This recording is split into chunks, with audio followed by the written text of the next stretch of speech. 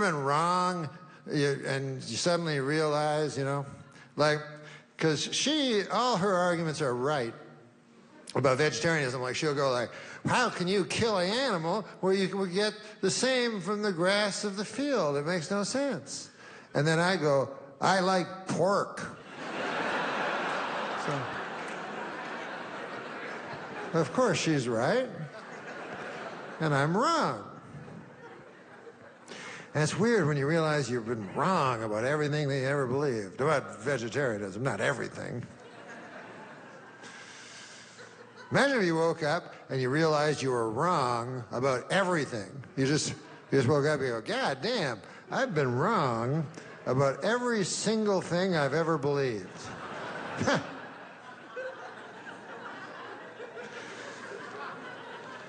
Then it's time to go down to the rope store, in my opinion, because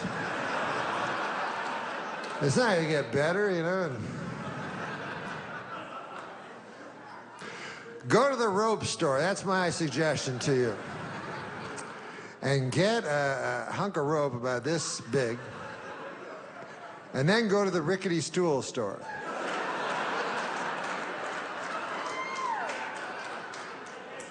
And listen, it's no coincidence that the rope store and the rickety stool store are always right beside each other, right?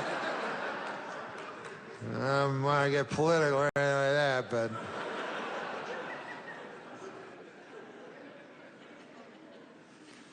When people commit suicide, no one ever understands. You know what I mean? People commit suicide, people go, I don't understand why. And I go, you don't?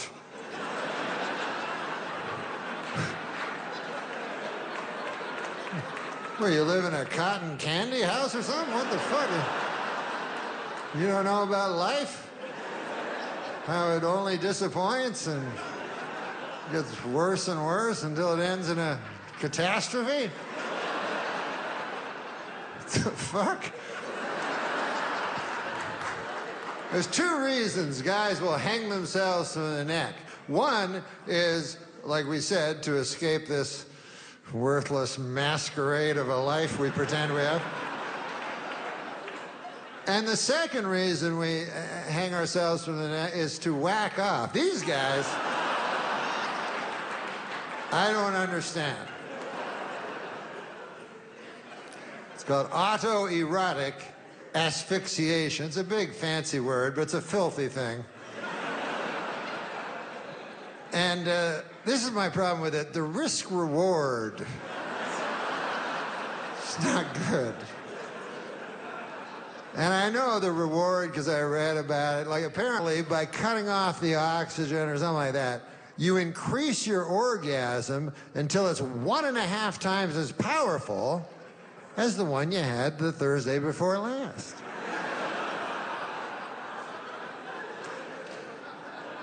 But is that really that important? I mean, we have a lot of things in this country. It's, you know, it's raining in the forest. There's all kinds of shit we have to think about. Let alone whacking off. That's our big problem.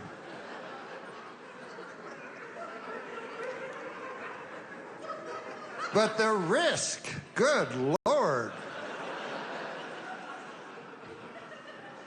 People always wonder what happens after you die. No one knows. You know, people pretend to know, but no one knows what happens after you die. But I know what happens to you right after you die. I know what happens directly after you die.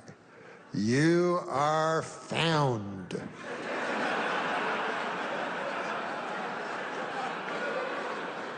And this is where it gets tricky.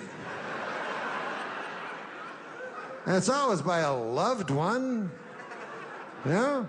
And you don't want your son walking in going, ah, what the fuck? The fuck is Dad? What cat? Huh? And that's how you'll be remembered forever, you know? Doesn't matter what else you accomplish in life. See, people are under the misapprehension that that their life is like a motion picture that will be remembered as such, but it's not.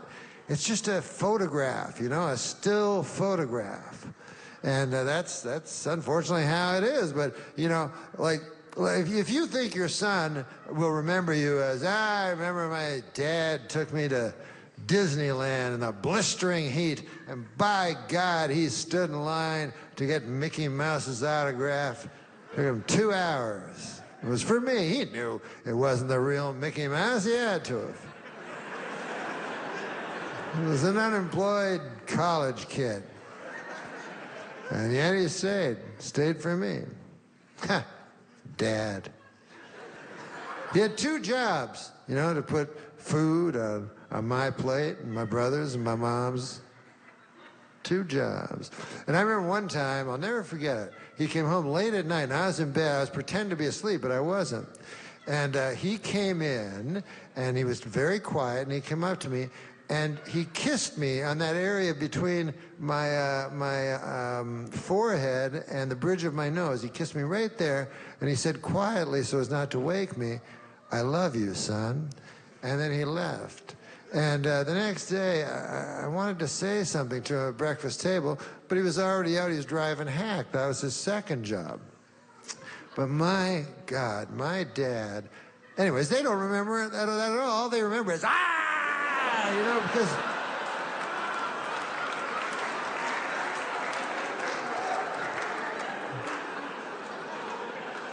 Unfortunately, that's the way human beings are. Because that's what you do. You know, most of your life is mundane. So I had to write a book, right? So it was a book about my life. So they said, you know, just write about your life. So I said, oh, thank you, yeah. Yeah. It turned out to be the greatest comic novel ever written, but when it started, it was supposed to be a memoir, you know, a autobiography. So it makes you think about, well, what is my life? So I started thinking about it, right? So I said, okay, I wake up in the morning and I eat some Count Chocula.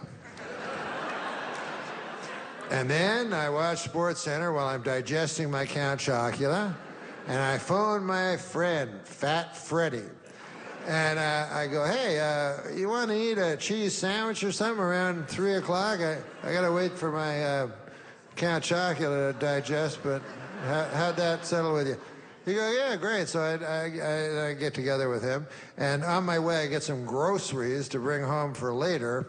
And then, of course, there's dinner, you know? So most of my life is finding and consuming food. So it doesn't make for a riveting read.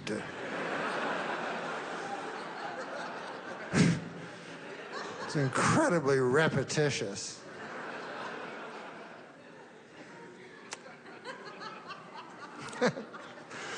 When you're writing, you learn a lot of things. I went to a guy who was a big writer guy. He told me about things I didn't know about. Metaphors. You ever hear of them? He said, you got to use metaphors. I'm like, what's that? He's like, that's a thing. So a metaphor is like, you can lead a horse to water, but you can't make it drink. So I'm like, what the fuck does that mean? So he's like, that means you can take a person, you know, and you can give him all the information and everything, but he still has to be the one to absorb it himself. So I was like, well, why the fuck didn't you just say that? Like, what? Why do you have to put a horse into it? Like, what?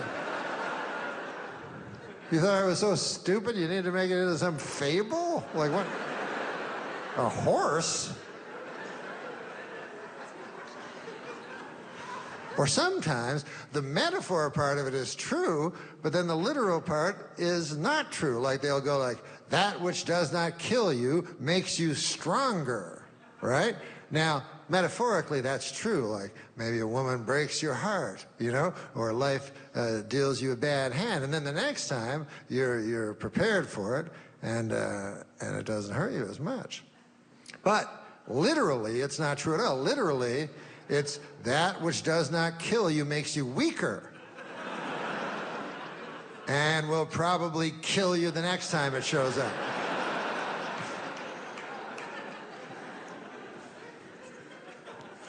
That's why I like, personally, I like the ones where the metaphor is true and the literal part is true. Like, they say, like, beauty is only skin deep. I think that's beautiful because it is, like, you know, really what makes a person attractive is what's inside, their friendship, their conviviality, their goodwill.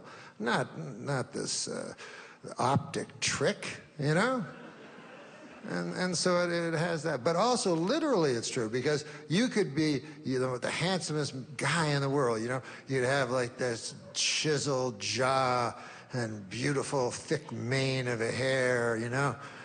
Large shoulders and narrow waist. You guys horny? Is it just me, or?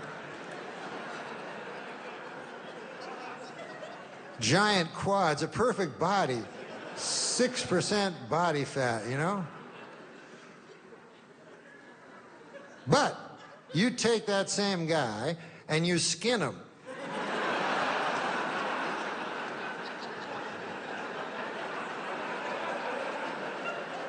All of a sudden, he is not so easy on the eyes.